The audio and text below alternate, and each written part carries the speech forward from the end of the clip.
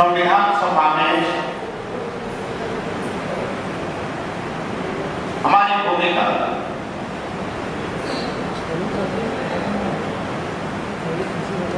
संसार के सामने हिंदू राष्ट्र के खिलाफ, धर्मनिरपेक्षता के पक्ष में वंचित समाज को भागीदारी मिलना चाहिए, इसके पक्ष में अभागा नेपाली को 72-73 में मान्यवर पूजनीय काशीराम साहब से मेरी मुलाकात हुई थी और उन्होंने मुझे नेपाल की धरती पे डॉक्टर भीमराव अम्बेडकर बाबा साहब और ब्रह्मपुत्र गौतम बुद्ध के विचार पे आगे बढ़ने का मुझे प्रेरणा दिया था। मैं सबसे पहले आप सभी के बीचों में, ये भूमि ऐसा भूमि है जहां महान व्यक्तित्व, संस्थानों के मसीहा डॉक्टर भीमराव अम्बेडकर बाबा साहब की जन्मभूमि है। इस भूमि को और आप सभी को नमन करता हूं। ब्रह्मपुत्र गौतम बुद्ध की जन्मभूमि नेपाल और नेपाल के आम नागरिकों में अभी बाबा साहब डॉक्टर भीमराव अम्बेडकर और अम्बेडकरवादी दर्शन की काफी चर्चाएं हुई। 25 सालों से हमने नेपाल की धरती पर इस अभियान को आगे बढ़ाया है और बाबा साहब के विचार, ब्रह्मपुत्र गौतम बुद्ध के विचारों पे हमने अपना भूमिका निर्वाह करने के बाद आज नेपाल के दलित, नेपाल के ओबीसी पिछड़ा वर्ग और नेपाल के माइनॉरिटियों को संविधान में 6 बार नेपाल का संविधान बना, जिसमें कहीं भी भागीदारी नहीं दी और मानवता का दर्जा नहीं दिया। नेपाल हिंदू राष्ट्र रहा, राजा क्या आदेश देते थे। बाबा साहब डॉक्टर भीमराव अम्बेडकर भारत से नेपाल गए थे।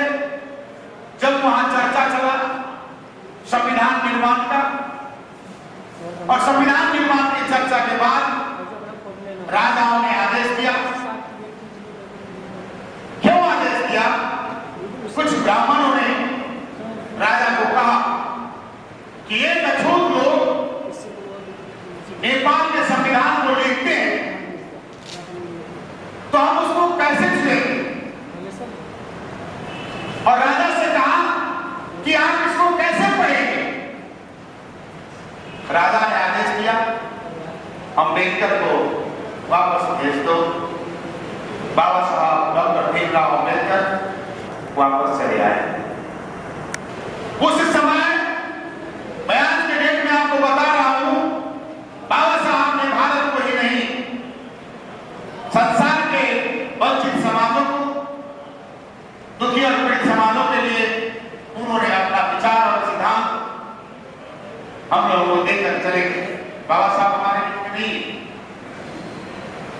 बाबा साहब भारतवर्ष में जो देके गए वो पूजनीय है और बाकी जो हमें लेना है वो सब हम मिल करके लें। और नेपाल के धरती में जो आंदोलन चल रही है, अम्बेडकरवादी आंदोलन, इस आंदोलन को भारत और नेपाल, एशिया महादेश और संसार के सभी देशों के बीच में जोड़ करके राष्ट्रीय और अंतर्राष्ट्रीय आंदोलन से हमारी अधिकार और हमारी भागीदारी और हमारी मानवता का अंतिम सम्मान हमें मिलना चाहिए। इस अभियान में हमें एक होकर के आगे बढ़ना चाहिए। यही आशा और भरोसा के साथ मैं आप लोगों के बीच में आया। नेपाल की धरती में आंदोलन चल रही है। संविधान निर्माण की प्रक्रिया कई आगे बढ़ चुका है। संविधान का मसौदा आ चुका है। संविधान के मसौदा आने के बाद दलितों, किसी माइनॉरिटियों को कहीं भी आरक्षण का व्यवस्था नहीं है, भागीदारी का व्यवस्था नहीं है, सामाजिक न्याय का व्यवस्था नहीं है और मानवता का सम्मान देने का व्यवस्था नहीं है। तो ऐसा देश है नेपाल। आप बताएं, ब्रिटिश का यहाँ शासन रहा, हमारे लोग पढ़े लिखे थे। नेपाल में आज एक PhD हमारे समाज के लोग नहीं, एक MA हमारे समाज के लोग नहीं। और मैं BL किया, कानून पढ़ा, मेरा सा हुआ होगा। अभी मैं हमारे एक साथी थे, उनसे मैं कह रहा था कि मैं कैसे परिस्थिति में इतना पढ़ाई पढ़ा।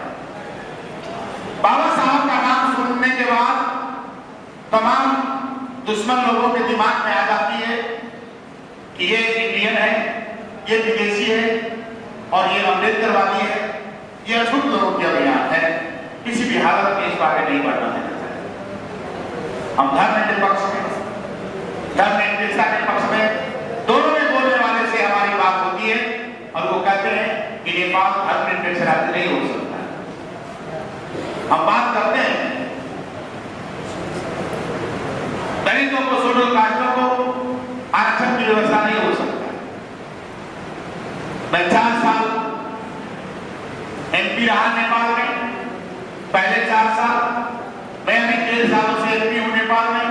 संविधान सभा के सदस्य हूं, ड्राफ्टिंग कमेटी का चेयरमैन की उम्मीदवारी मैंने दिया और मेरे साथ जो कुछ लोग थे काफी खुल के मदद किए और लास्ट में वहां के जो एक्स प्राइम मिनिस्टर है माधव कुमार नेपाल, वो 3 वोटों से ड्राफ्टिंग कमेटी के चेयरमैन में जीते।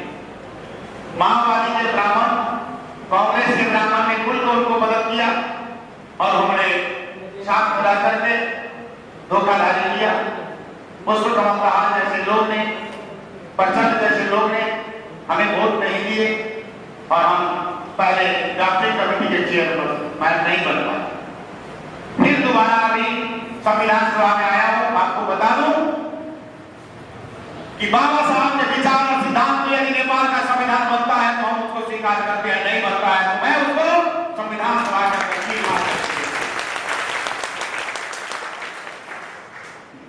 संविधान सभा के अंदर मैंने जब छीना, छीन को फेंक दिया और बाहर आकर के जला दिया और मैं 7 दिन संविधान सभा के अंदर 8 घंटा 9 घंटा धरना में बैठा।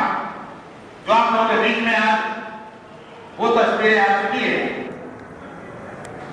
मैं निवेदन करना चाहूंगा आप लोगों से कि तमाम भारत के संघ संगठन, बुद्धिजीवी, डॉक्टर, इंजीनियर, प्रोफेसर, विद्यार्थी, महिला और तमाम राजनीतिक कर्मियों से मेरा निवेदन है कि इस समय नेपाल के धरती में एक बहुत बड़ा इतिहास निर्माण का समय आ चुका है, संविधान निर्माण का समय आ चुका है। यदि संविधान हमारे पक्ष में नहीं बनता है, बाबा साहब के विचार में नहीं बनता है, तो मेरे पास कोई विकल्प नहीं है।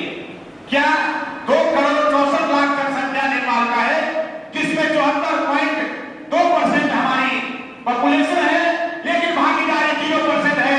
तो हम ऐसे सोच बनाए कि देश के अंदर मैं वहां एक खून बहाने के लिए तैयार हो जाऊंगा, तो दिल्ली के अंदर और भारत के अंदर आप लोग एक बूंद पसीना दे जो हमारी भागीदारी वहां संविधान में हो।